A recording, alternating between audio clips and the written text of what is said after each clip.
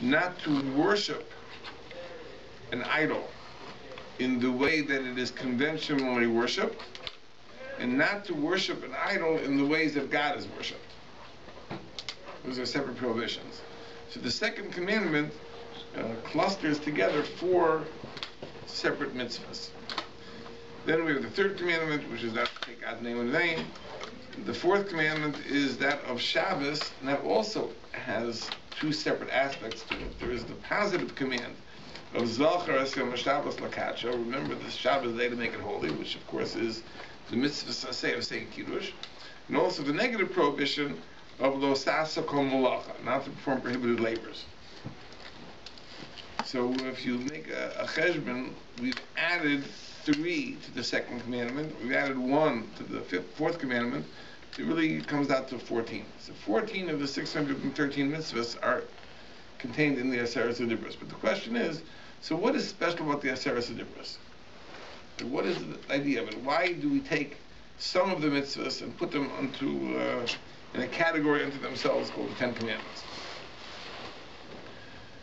There's an interesting observation, but I'll also point out that the Aseret HaDibros are carved into stone. The 630 mitzvahs are part of the Sefer Torah, which is written on parchment, which is animal skin. So it's also noteworthy that why is it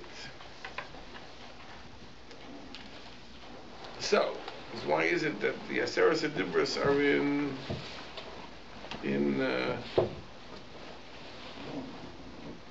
stone, and the Taryag mitzvahs are in the skin of an animal? There's another interesting thing. This is a very technical point. As we know that there is a system of musical notation. We call it trop. Trop, I think, is the Yiddish word for the Sefer Torah. In other words, each word has a note on it, a sign, which tells you how it is to be chanted. And the Gemara Megillah says that the Piskei Tamim, that the notes for the reading of the Torah, are really Halach L'Moshe Misinai. These were given by God to Moshe Rabbeinu. This was not a later invention. It wasn't that someone took the Torah and set it to music. But this is actually part of the way in which Torah was given. It was given with the Piskei Tamim, with the trop. And of course, the trop really is a system of punctuation, if you will. In other words, it tells you how to join the words together into phrases, where the verses end, because a seif pasuk is a certain type of chanting, and each verse has a major pause called nasnachta, which divides the verse into 2 separate thoughts. The trop is very, very integral to the correct joining of the words.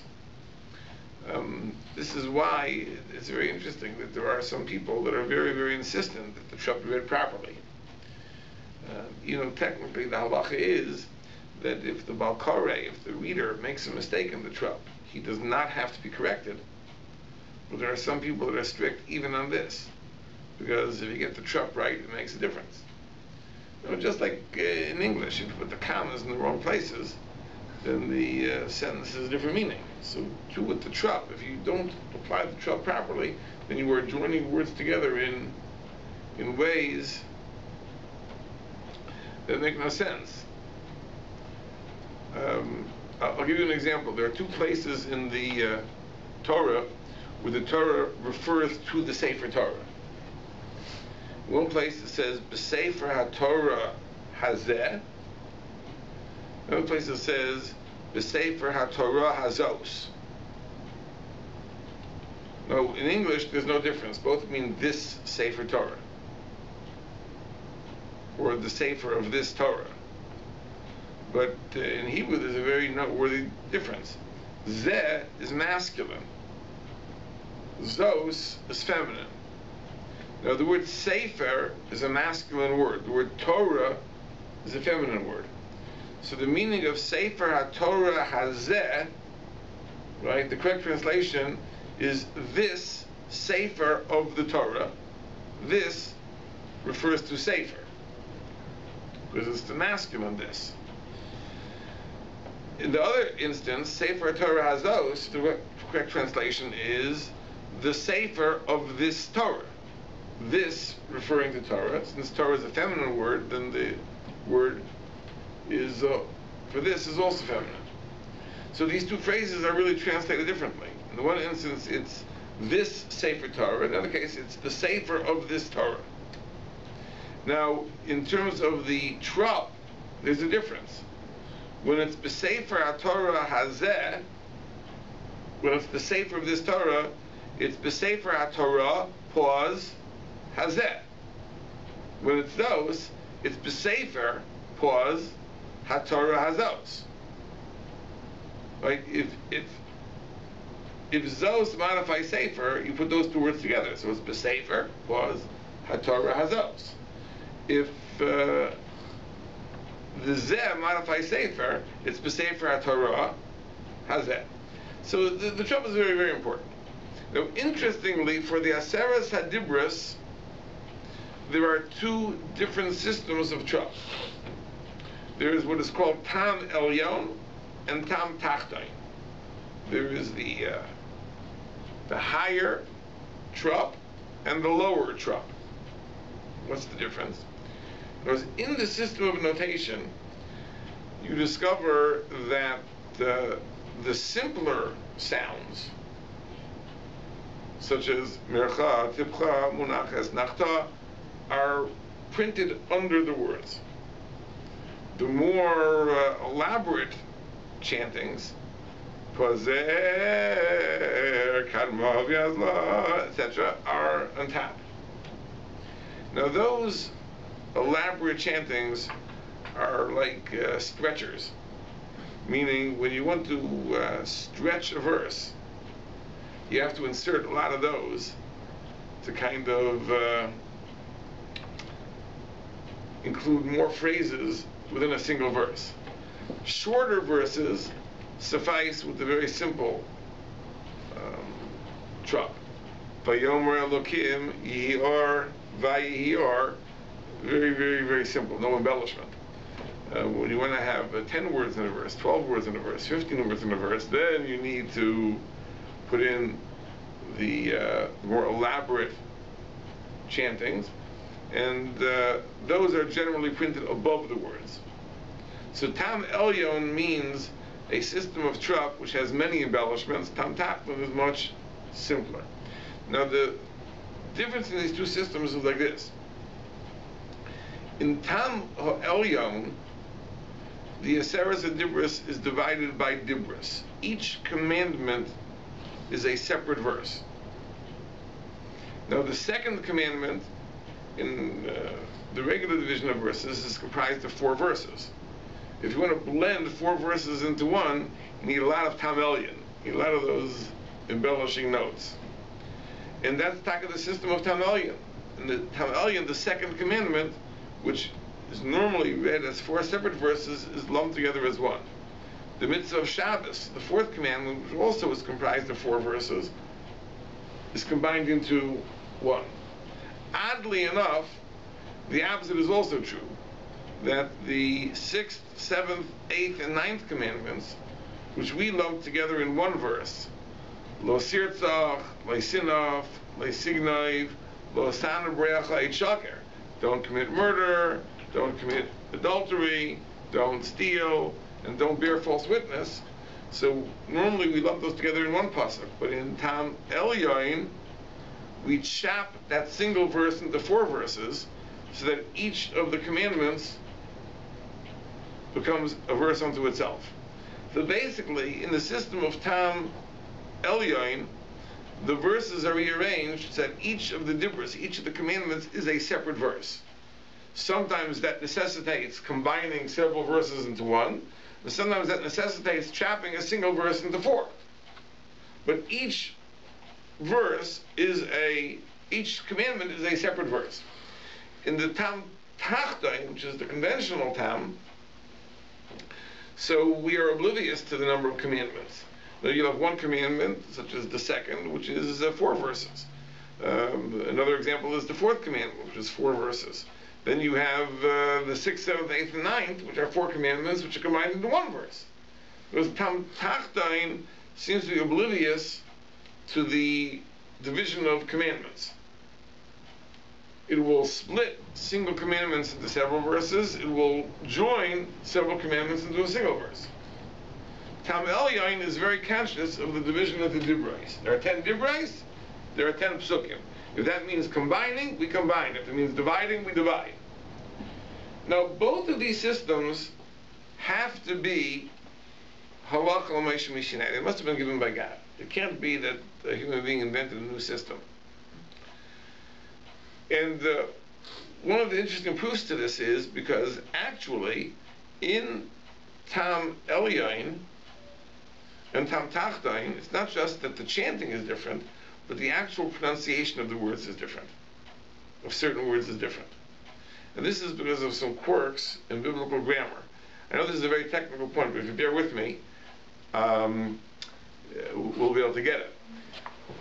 You know that there are words in Hebrew that have a vowel sound called a patach. A patach is an a, the a sound.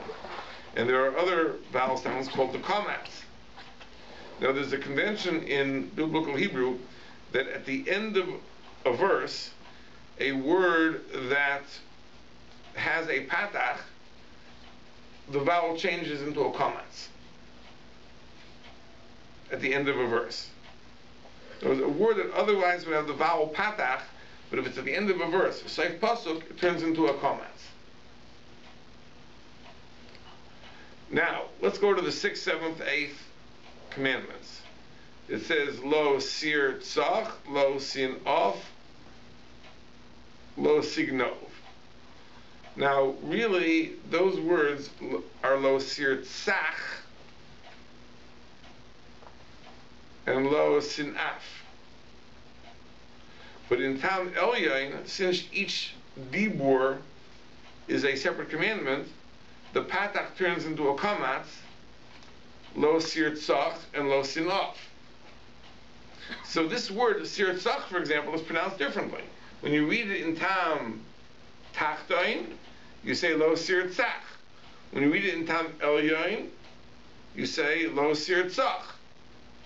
Which means that obviously we must be talking about something which is daraisa, it must be something which is God-given. Because otherwise, it's not just changing the tune, you're actually changing the way in which the verse is pronounced. Now there are other differences, but I think that it's even more technical. The trup sometimes affects whether a given word is pronounced with a dagesh, with a dot in it, like tirtzach, as opposed to sirtzach, not a dagesh. And that all is determined by the trup. And therefore in Tam Elyon, for example, it's lo tirtzach. In Tam Tachtain, it's lo sirtzach. For technical reasons beyond the scope of our discussion today. So we're talking about differences that make real differences, not just in terms of the chanting, but in terms of the text itself. So we have to assume that the systems are given by God. Why are they two different systems?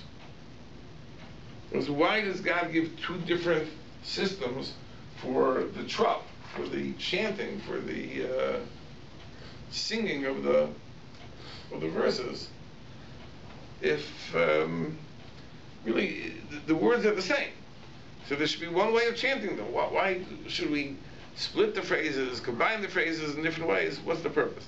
It's also very interesting that when do we use the one, when do we use the other? So it's a very, very, very interesting thing that the Magen Avraham in the Shulchan Aruch brings two customs. The custom that we follow is that whenever we study privately, we use Tam Tachtain. Whenever the Torah is read publicly, we use Tam Elyon. That is the custom that we follow. There's another custom he brings, which is that Tam Elyon is only used on Shavuos when we read the Torah. Because even when we read the Torah publicly, Parsha Yisro, we use Tam Tachtain. But the special Tam Elyon, is only used on Shavuos. And that itself requires understanding. What is the basis of these two customs? And by the way, that is also the minhag of Yerushalayim. That I had the privilege of being in Yerushalayim 2 years ago, in Parsha Yitro, and I was intrigued to discover that the custom of Yerushalayim is when they read Parsha Yitro to use Tam Tachtoin, not the Tam Elyon that we're familiar with in Chutzlaretz. That's the minhag of Yerushalayim, like the other interpretation of the Magen Avraham. So what is the issue involved?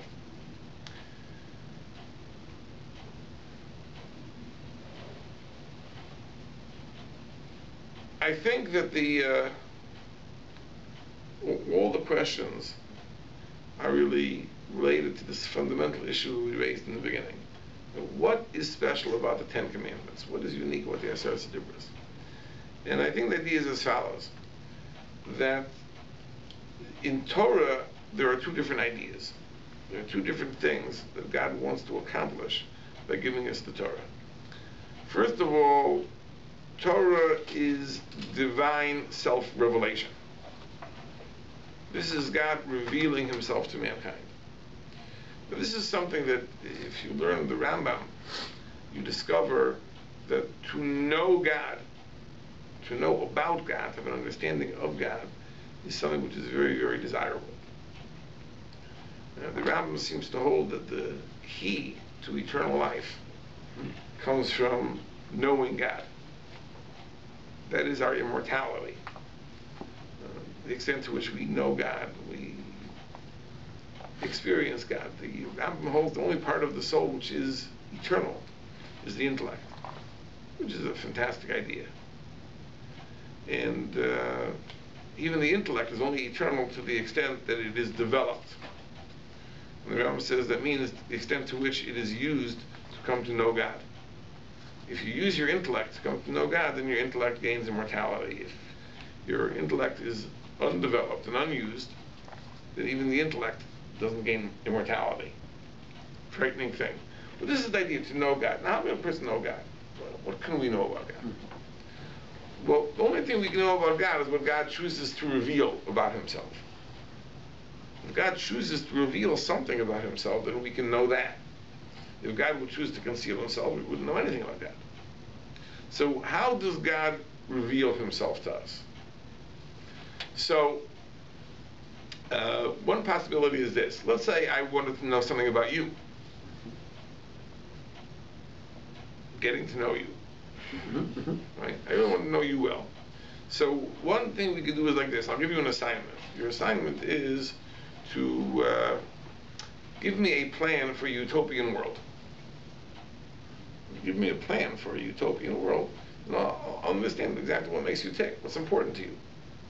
Right? If you would tell me that in your utopian world, beer would flow like water, and there'd be all sorts of delectable things to eat, and chicken wings would grow on trees, I know exactly where you're coming from. Like, that is important to you. If you would tell me that in your utopian world, everyone would walk around philosophizing and thinking and meditating and deep secrets of wisdom, then it's a very different scheme. In other words, your plan for the ideal world really is a reflection of your deepest values. The Torah clearly is God's plan for a utopian world. But from that we understand exactly what God values, what is important to him, what is meaningful to him, what his objectives are, what his desires are. So from this we have an inkling, we have an idea of what God is all about. So Torah is first divine self-revelation. Torah, secondly, is the ultimate self-help book. Because if a person wants to develop himself, a person wants to actualize his potential, a person wants to refine himself, a person wants to rid himself of his faults, then the Torah is the ultimate self-help book. It tells us exactly what to do. Do this, and avoid this, and avoid that. And you will refine your personality, your character, your intellect, etc. Now, divine self-revelation is always associated with the number 10. Because we know that when God revealed himself as creator of the world, Chazal tell us, Ba'asara ma'amoros nivra ha'olam. The world was made with 10 statements. When he revealed himself as the Redeemer in Egypt, it was with 10 makos, 10 plagues. If you're a little bit of a mystic, because you know that there are 10 attributes, which are called the SSPhiros. These are the 10 aspects of God's running of the world. So divine self-revelation is always in the number 10. Now, the Maharal says a very interesting thing as to the significance of number 10, but I think that even after the explanation, there's something which is incomplete about it. And I'll tell you what that is in a moment. But he says what's unique about the number 10 is that 10 is a multitude of ones that becomes a single unity of 10. There's our system of place value, number notation. So if you write out a long number, so the digit all the way to the right is the ones place. Move one over to the left, you're in the tens place. Two over, you're in the hundreds place. So in the ones place, you have 1, 2, 3, 4, 5, 6, 7, 8, 9. Add one more, what happens? You put the 1 in the tens place, and that you should know that it's a 1 in the tens place, and not in the singles place, you put a 0. So essentially, that 0 is just to tell you that the 1 is not all the way to the right, that the 1 is really one space over to the left. The 0 is the 0. The 0 is garnished. The 0 is nothing. The 0 is just a placeholder.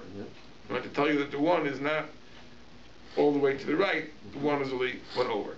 So what happens is you have a multitude of units, but add 1 to the 9, you have now a single body of 10. And the Maharal says this is why God always reveals himself in the number 10, because the essence of God is that there is a multitude of facets, but there is an underlying unity. Shema Yisrael, Hashem Elokeinu, Hashem Echad. And the number that conveys this idea that despite the fact that there is a varying number of units, but ultimately there is an underlying unity, is the number 10. Now when I say this is incomplete, that's because it presumes the decimal number system. In other words, if you use the base 6 system, what really happens? You have 1, 2, 3, 4, 5, and then 1, 0. Because once you have 5, then you put 1 in the 6th place. So the truth is, there's nothing special about the number 10, meaning 9 plus 1, unless you're going with a decimal system. Because 10 would follow 5 in a base 6 system. In a base 7 system would follow 6. So the Maharal's analysis is still inadequate. So why is there a decimal system? But within the decimal system that we use, 10 is a significant number. It's a number that implies a multitude but a unity at the same time, which is very, very symbolic of God's essence. Is other than as a math experience, is anything other than base 10 used universally? Anywhere? Well, the truth is this. The truth is that we have 10 except for the new math. Yeah, right? Which seems to be pointless. Right. The system which is used universally is the base 10.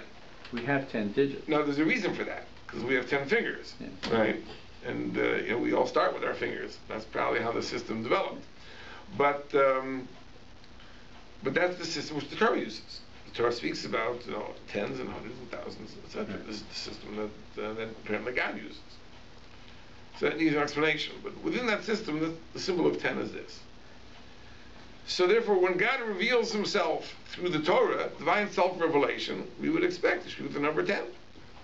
Thus we have Aseres HaDibros. We have 10 commandments. Now one of the things we know about God is that the essence of God is unchanging. As the verse says, Ani Hashem lo shinisi, I am the Lord, I have not changed.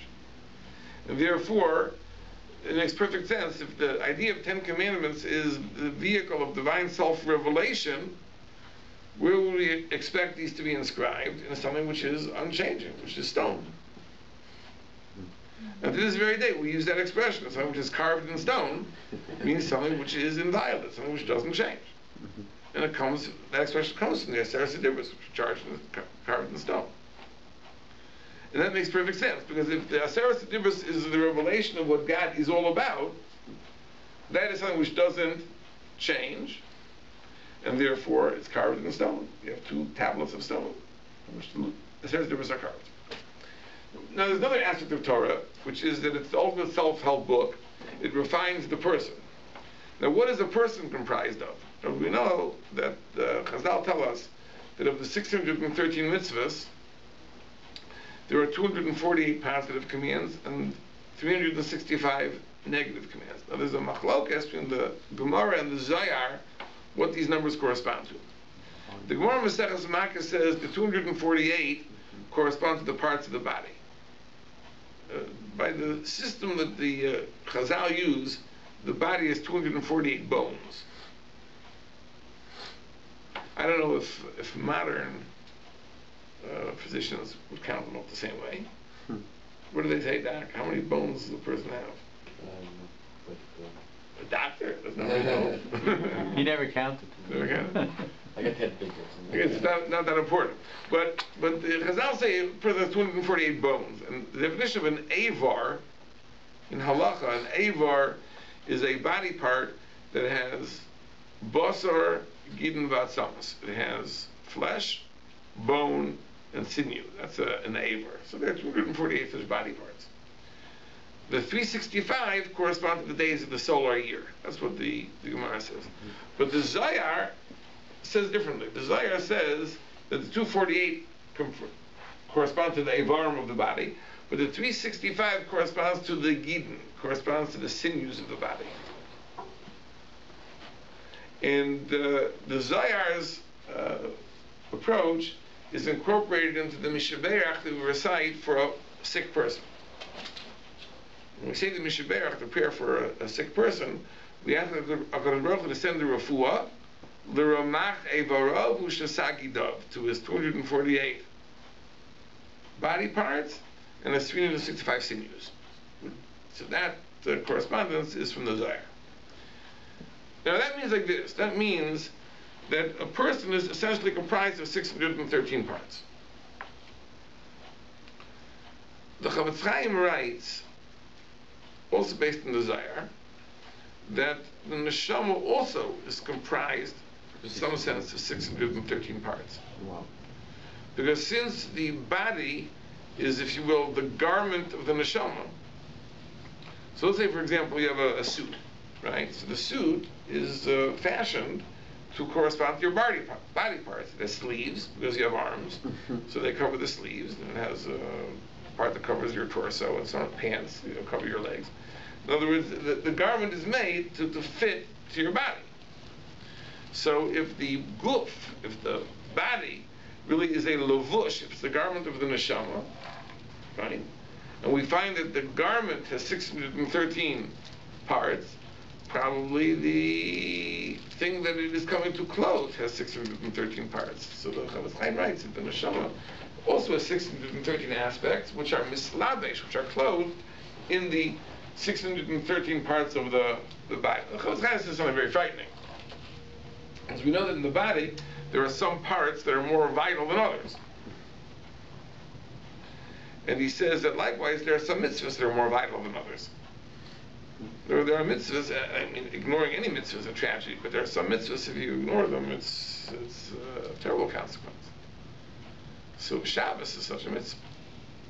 It corresponds to one of the Eivarim, one of the Eivarim you can't live without. Other mitzvahs may correspond to parts of the body that you could live without. But in any case, there's 613 parts of the neshama, 613 parts of the guf. And that's why we have 613 mitzvahs, because if the purpose of the Torah is to refine every aspect of our person, so therefore there's a mitzvah which corresponds to every part of our being, every part of our neshama, every part of our guf. That's the mitzvah which refines that part of the body, so to speak. Now, in that sense, since the Torah is meant to, 613 mitzvahs at least, correspond to the person, so it's never written on a living thing. You take the skin of an animal. Right? An animal is born, it grows, reaches a point of maturity, it degenerates, ultimately dies. That makes perfect sense, because if the Torah, if the 613 mitzvahs are really the tikkun, it's the rectification of the person, they come to address the human condition, it makes perfect sense that it should be written on a thing which corresponds to the human condition, which is something which is alive, something which is organic. And therefore that's why we use parchment animal skin for the writing of the Torah, which contains 613 mitzvahs. Now we have a little bit of a clue about the two systems of trouble. Just like this. When God reveals himself to us, as we said, it's the number 10. So therefore, we expect that the system of 10 commandments, that the phrases be joined or divided in such a way that the number 10, the division into 10 is maintained. That's Tam Elyon. Because Tam Elyon is the system in which the division into dibris, into aseres hadibris, is clear. Now sometimes that necessitates joining verses. Now you have to take the 4 verses of the second commandment and blend them into one. This is the second commandment. To take the 4 verses of the fourth commandment, blend them into one. Sometimes it necessitates chopping a verse into 4. So the verse which contains the 6th, 7th, 8th, 9th commandments is divided into 4. But the system of Tam Elyon is the system in which the division into dibros is maintained. That's because it's got to come to reveal himself. So God reveals himself as he is. Since his divine self-revelation is in the number 10, the system of 10 is maintained. But when we have the aspect of Torah as the self-help book, so to speak, then it has to be that the verses are divided in the way which is most efficient to us, the way we hear them better, the way we understand them better. Now we know if I want to convey an idea to you, there are 2 possibilities, 2 different ways I can go wrong. I can overwhelm you with too much information, so it just drowns you. You can't grapple with it. Or I can divide the information into such little bites that it isn't of any interest to you. There isn't enough to stimulate you. And I'll give you a muscle that brings it out. You know, when you first learn how to drive a car, it's very overwhelming. There's so many things you gotta keep track of. You know, the speedometer and this mirror and that mirror and the steering wheel, and you know, and it's too much to think about. You gotta concentrate. After you become a little more familiar, you have to listen to the radio while you drive. Why? Because there's not enough stimulus to keep you awake. Now, there's a certain automatic nature to driving, and it's just kind of dull, and it doesn't capture your attention, and you have to pay attention, so you need something else to stimulate you. So you listen to the radio, you listen to a tape, you talk on the phone, whatever it is, talk to your friend. And this way you're able to keep interest. It's an amazing transformation, but that's the reality. You know, sometimes a person is given too much information to cope with, and sometimes is given too little information to cope with, right? So therefore the Torah says if we have these verses, so it's like this. To give you the whole second commandment, that's too much. 4 verses, a lot of information. We have to divide it into 4. We have to chop it up into bite-sized pieces. But when it comes to the 6th, 7th, 8th, 9th commandments, they're so small, each one's only 2 words, there's not enough to keep your interest. So therefore we lump 4 together, make one big verse out of it. It has 8 words, or 10 words I should say. 11 words.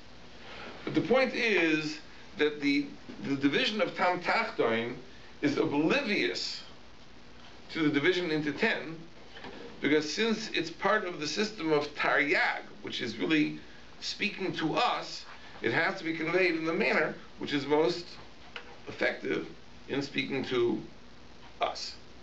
And therefore the Chalukah is totally different. Now the question comes practically. When do we use each system? The Minhag Yerushalayim, as we said, is that we use Tam Elyon only on Shavuos, otherwise use Tam Tachtain. So I think there's a very simple rationale. When God gave the Aseres HaDibros, when God communicated the Aseres HaDibros, I think we could conjecture that God said the Dibros with the trump. I know that's not how it goes on the film. But I think that we could conjecture that God said the Aseres HaDibros with the trump. Which trump did he use? Tam Elyon or Tam Tachtain? Probably Tam Elyon, right? Because again, that corresponds to the division of 10. So undoubtedly God used Tam Elyon. When we study the text, since we're studying the text for guidance, for inspiration, so we have to use Tam Tachtain.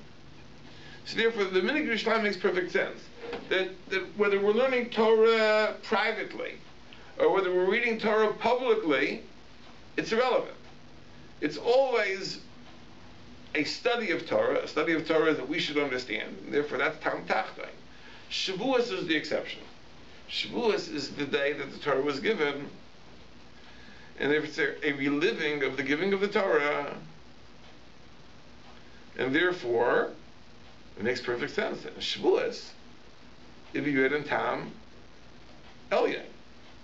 Now, it's a very interesting thing that, you may know that in Lubavitch, there's a tremendous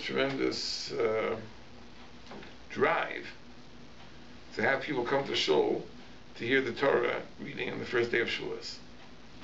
Am I correct about that? Yep. That's a big thing.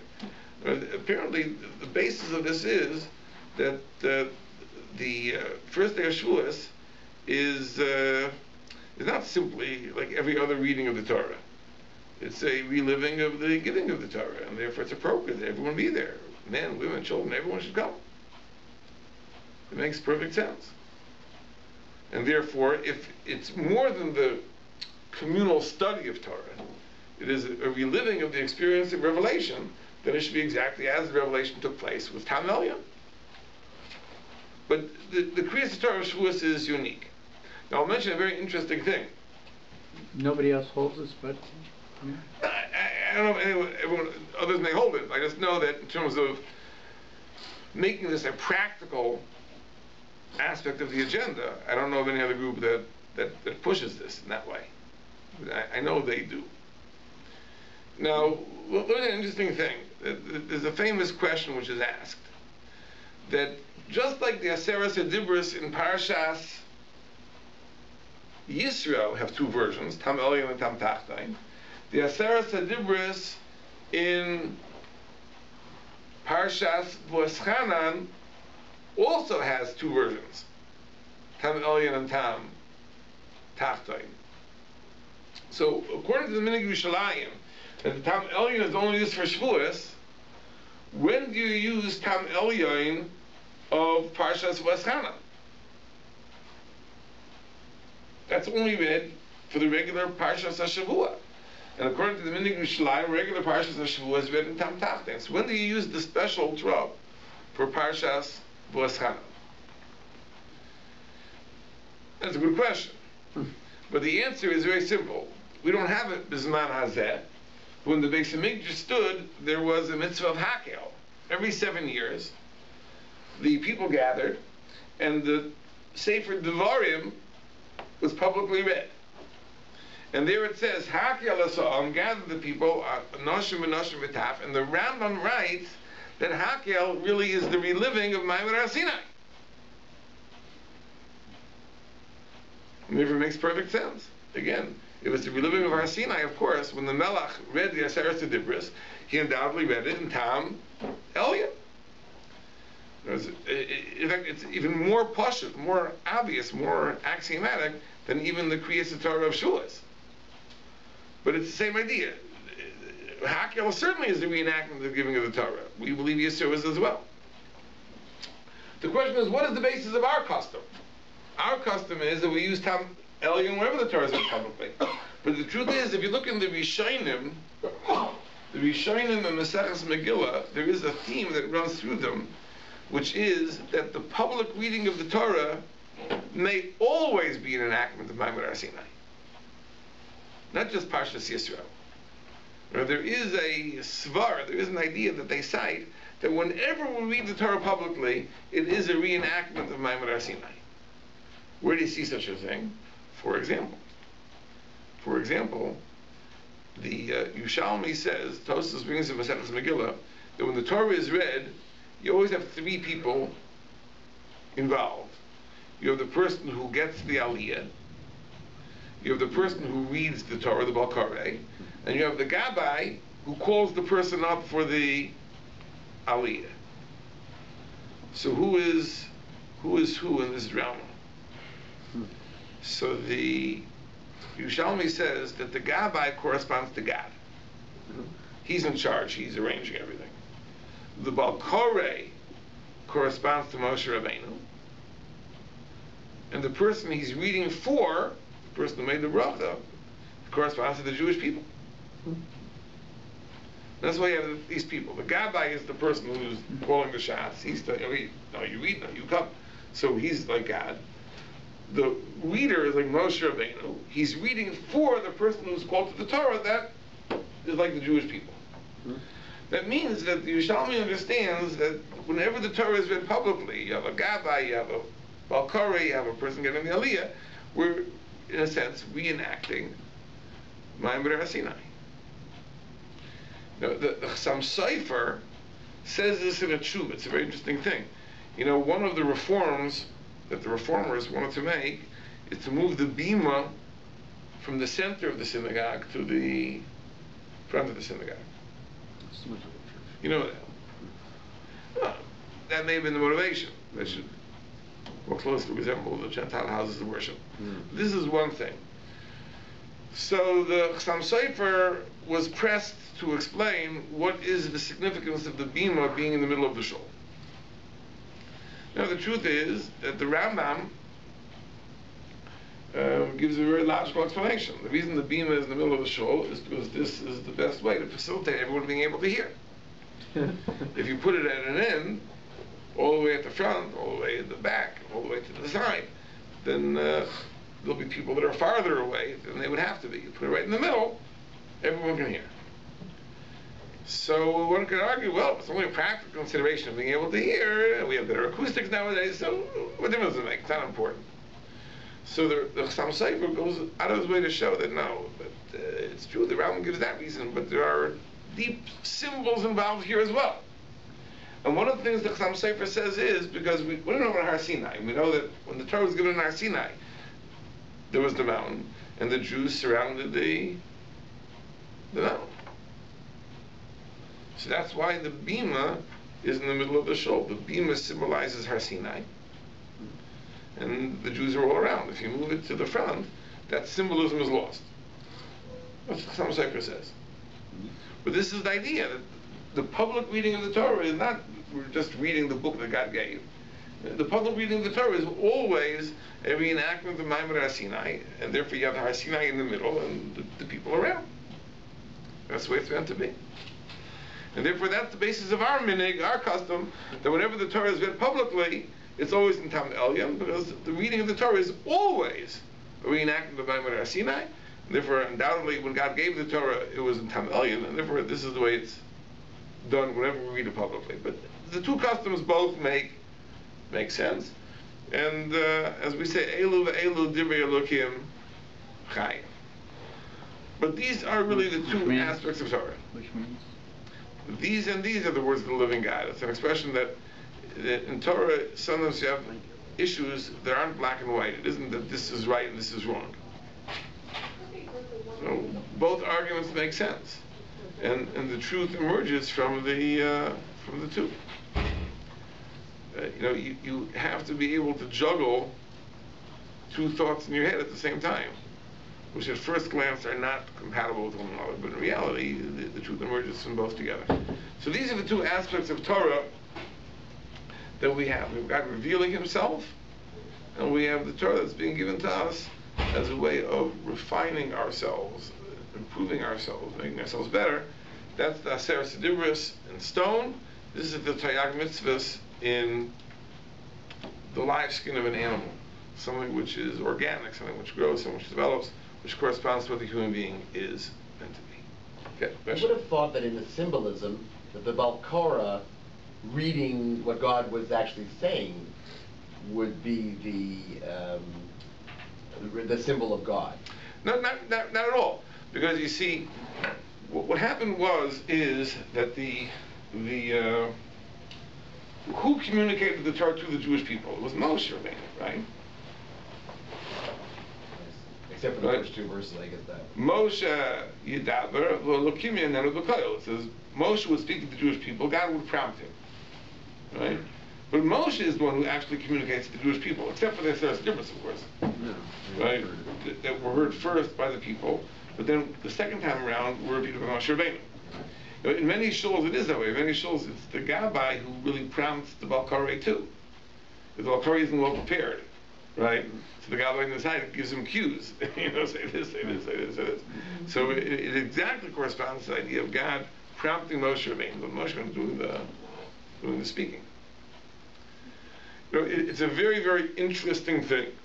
We'll take it one step further. We'll add something. That it says, Vayidaber Elokim es kol hadvarim ha'elu lemor. It says, God spoke all these words. So Rashi says an amazing thing. Rashi says that the Aseret Dibros first were given simultaneously. God gave them simultaneously. And then God repeated them one at a time. So the question is, what is the significance of that, of God saying them simultaneously? As we explained, it makes perfect sense, because if the idea of 10 is divine self-revelation, and we said, what is the significance of the number 10? That it's a multitude, which is ultimately unity. Right? So therefore, it is conveyed by the idea of God reciting the 10 commandments simultaneously. In other words, it's not consecutive 1, 2, 3, 4, 5. It's a single body of 10, and therefore it's said v'asachas. It's said simultaneously. Now a person can't understand that. So therefore, a person then has to hear it consecutively. Consciously, you can't understand. Yeah, but at first, that's exactly how it's conveyed, because that's the essence of what it is. It is a single unity that have to be heard at once. Just a question about the 613 parts of the physical body.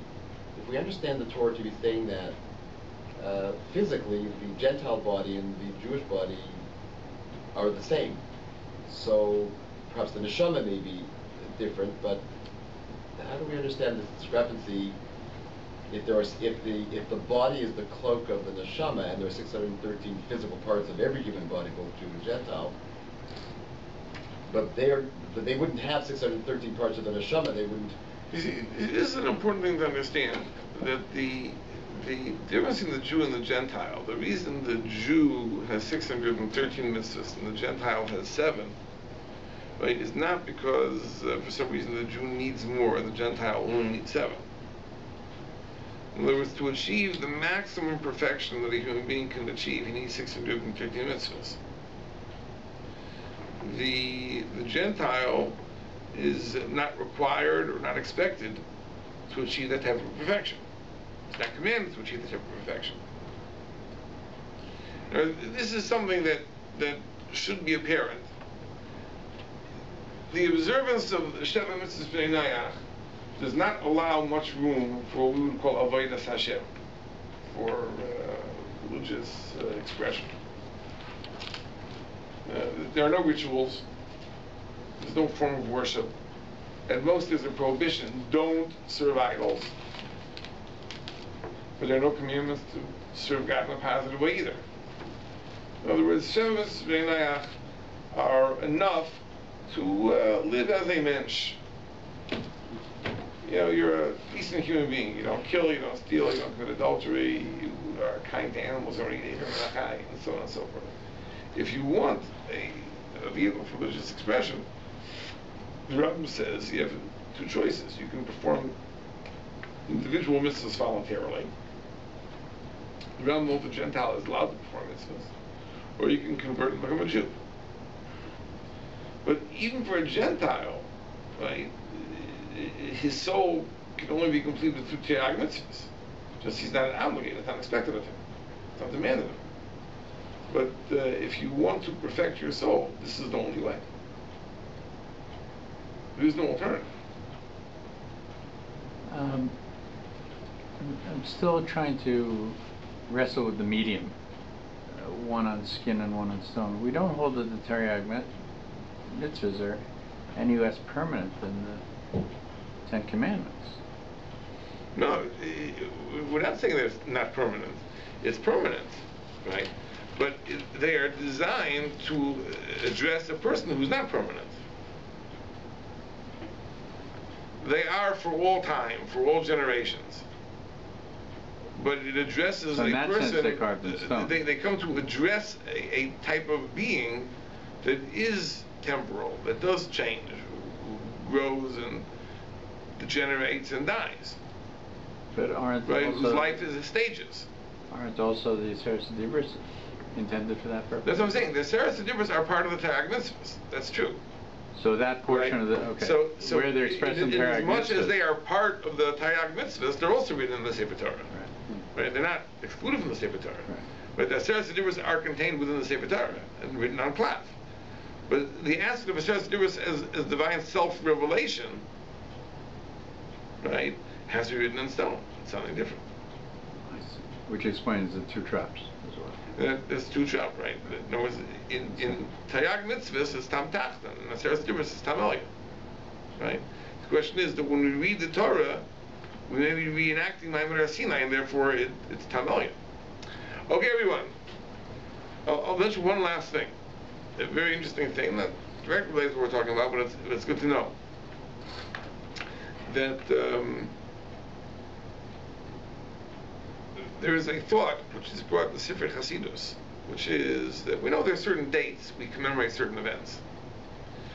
So, for example, Shavuos, we commemorate the giving of the Torah, Pesach, Yetzias Mitzrayim. But it's brought down that on the weeks that we read stories in the Torah, we also relive the experiences that are described. So in the weeks that we read Parshas Bo and Parshas Beshalach, we can have an experience like Pesach, even though it's in the middle of the winter. But these are the weeks that we are reading about Yetzias Mitzrayim, so we can relive the Yetzias Mitzrayim these weeks in the same way that we relive it come Pesach. When we come to Parshas Yisro, you can relive the giving of the Torah in the same way that we relive the giving of the Torah on Shavuos. That's really this aspect, perhaps, of Tam elyon, not only on Shavuos, but in Parshas Yisro as well. Now, the proof to this is a very interesting thing. There's a Medrash Rabbah Megillas Esther, which says a very, very interesting thing. It says that there was a person, a certain sage, that when he was learning the book of Esther, and it makes mention of Nebuchadnezzar, the king of Babylonia, he said, Nebuchadnezzar shachik tamia, Nebuchadnezzar, his bones should be ground up. So when he mentioned Nebuchadnezzar, he cursed him. So they asked him that why is it when you study the book of Yirmiyahu, where Nebuchadnezzar's name was mentioned many times, you never cursed him. And only here, when you mention Nebuchadnezzar Megillas Esther, you give him a curse. So he said that in the book of Yirmiyah, Nebuchadnezzar was still alive. And you don't curse a living king. The verse says, Gam b'madocha, even in your thoughts, melech al tekala, don't curse a living king. Because then the king can find out, you get in trouble. It says, Megillas Esther, he already was dead. Right, it's a reference to the dead Nebuchadnezzar, it's safe. So the question is, what does that mean? It's true. When Yirmiyah wrote the book of Yirmiyah, Nebuchadnezzar was alive. But this Amira lived hundreds and hundreds of years later. When he was reading Yirmiyah, Nebuchadnezzar was dead. The answer is no. That when you read a text, you are reliving the text. So when you read Yirmiyah, Nebuchadnezzar was alive. When you read Esther, Nebuchadnezzar is dead. Right? Because when Esther was written, Nebuchadnezzar was dead. When Yirmiyah was written, Nebuchadnezzar was alive. Right? So when you read Yirmiyah, you have to feel Nebuchadnezzar is alive. A living king, you don't curse. So when you read Esther, he's dead. Because Esther makes reference to a dead king. So hey, you can curse all you want. But you see this idea that when you learn something, it isn't that you're learning something which is ancient. That you are there. So therefore, if in the text, when the text was written, he was alive, he's alive. If he's dead, he's dead. So these parshas we're reading, this is an opportunity to relive Matan Torah, even not in Sivan. Sivan is it's nice in June, May, June, spring, it's beautiful. But we can relive Matan Torah now in the dead of winter. Okay. You want to